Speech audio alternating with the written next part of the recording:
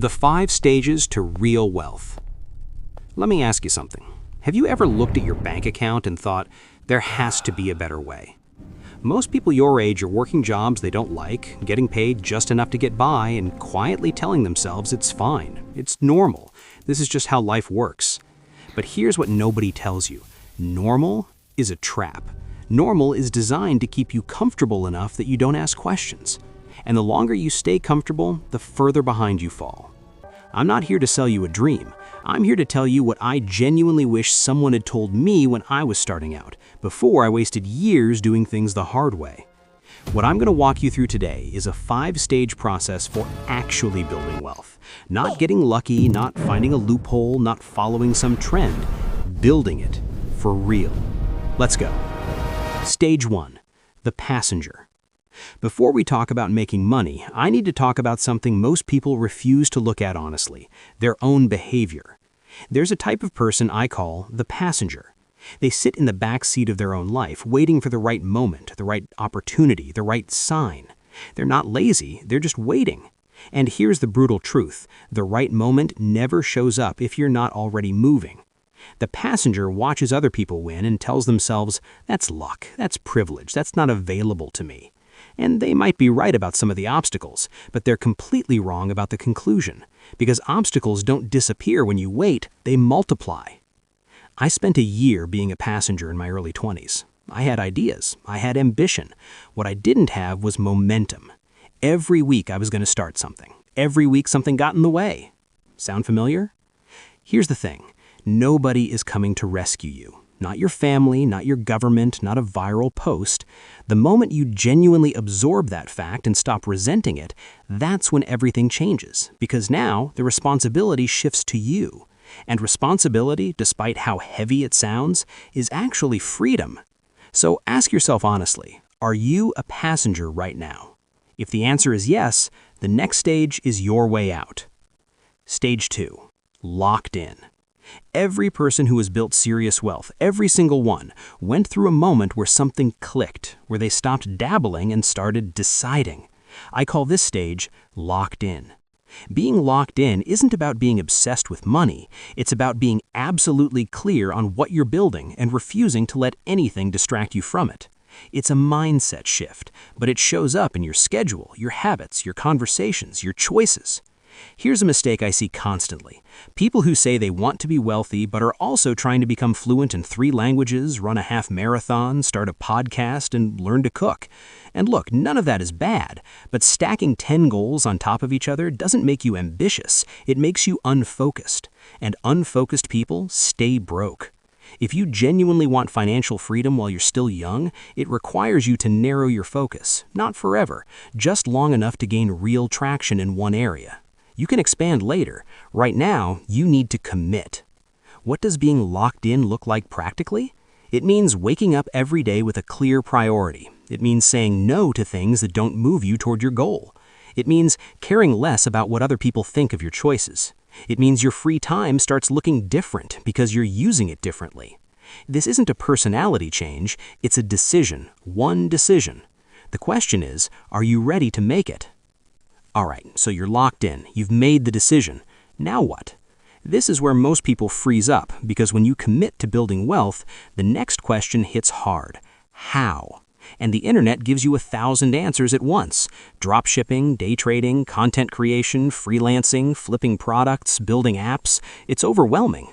Here's what I've learned. You don't need to invent something new, you need to find something proven and understand exactly how it works. I call this stage the search. The fastest path to making real money isn't creativity, it's clarity. Find someone who's already doing what you want to do, earning what you want to earn, and wrench engineer their path.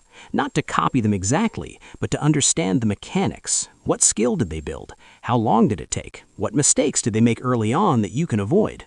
When I was getting started, I didn't launch a business blindly. I got close to people who were already running businesses. I asked every question I could. I watched how they handled problems. I noticed what they prioritized.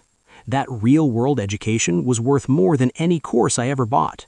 You can find these people in online communities, at industry events, in comment sections, in forums. Most successful people, not the famous influencers, but the quietly successful ones, are more willing to share than you'd expect, especially if you approach them with genuine curiosity rather than just asking for shortcuts. Some high-income skill areas worth exploring right now: video editing, copywriting, paid advertising management, web design, e-commerce operations, social media content creation for businesses. Pick one that genuinely interests you and start digging. Stage 4. The grind. Here comes the part nobody wants to talk about honestly: the grind. Once you've found your path, you have to walk it. And walking it means doing the work before you're good at it. It means producing bad work, getting feedback, adjusting, and doing it again, over and over, for longer than feels fair. There's no hack around this stage. I've seen people try to skip it, buying courses and collecting information without ever applying it. Information without action is just entertainment. You need reps. The most important thing during the grind is the quality of your feedback loop. If you're only getting validation from people who love you, you will not improve fast enough. You need people outside your circle, ideally people further along the same path, telling you honestly what's not working and why. That kind of feedback is uncomfortable, but discomfort in this stage is actually a good sign. It means you're operating at the edge of your current ability, and that's exactly where growth happens. Something else nobody prepares you for: this stage can be lonely. As you level up, you start to outgrow some old friendships, not because those people are bad, but because your priorities are shifting and you're not yet successful enough to be fully connected with the people you're aiming to be like. That gap can feel isolating. My advice: find people in the same grind, other people building, learning, and pushing at the same time as you. The camaraderie and accountability that comes from that is genuinely irreplaceable, and it's something I actively looked for when I was in this phase. Don't underestimate how powerful your environment is. Surround yourself with people who are hungry in the same direction. That alone will accelerate your progress more than most tactics. Trophy. Stage 5. Compound. If you push through the grind, genuinely push through the grind, you arrive at a stage that changes everything. I call it compound. This is the point where your skill starts generating real income, and here you face the biggest fork in the road of your financial life. Option 1, you spend it. The car, the trips, the gear, the lifestyle. And I get it, you earned it, you deserve to enjoy it. But here's what the wealthy know that most people don't: spending everything you earn is a ceiling. You'll always need to keep earning at the same rate just to maintain your lifestyle. That's not freedom, that's a fancier version of the same trap. Option 2, you reinvest. You take a real percentage of what you're earning and put it to work, in assets, in additional skills, in businesses. And here's the magic: the returns compound. A skill you build today makes you more valuable next year. An investment you make now grows over time. You're not just earning, you're building a machine that earns for you. The people who actually reach lasting wealth don't just have high income, they have multiple income sources. They don't rely on any single stream. They keep learning, keep building, keep reinvesting, even when they don't need to. The simplest reframe I can give you: every dollar you spend on things that lose value is a dollar taken from your future self. Every dollar you invest in things that grow is a gift to your future self. So even when you start winning, keep going.